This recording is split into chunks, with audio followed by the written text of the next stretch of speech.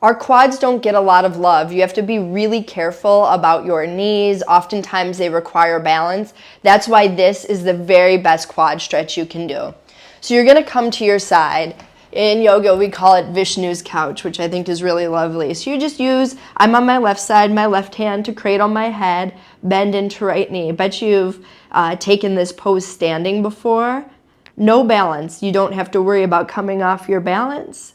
You can focus just on aligning the knee that's being stretched. So this, in this case, the right is over the left. So you aren't pulling it back and straining your knee. You've got great placement and you're getting this amazing stretch in the front of your quad. Now when I'm teaching this pose in class, I like to add a little bit to it. I let go of the top foot and I tell my students, bring it about 30 degrees in front of your bottom foot.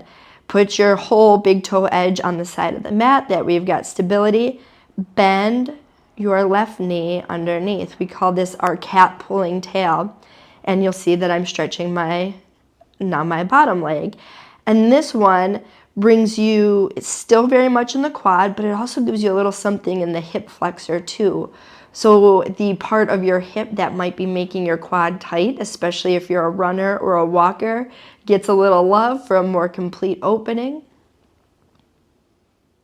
We'll release. So I'm going to do it on the left side, and I'm going to do it from the back. I'm just going to roll through my belly onto my right side so you can see what this looks like from behind. So remember, we're starting with the top leg. We're simply bending. We're aligning our left knee over our right knee, so there is no knee strain. We're not worrying about balance. We can focus just on the safety of our joints.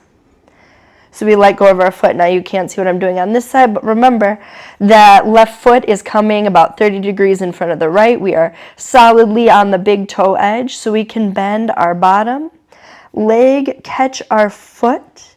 This is going to take us back a little bit deeper, a little bit higher in the quad.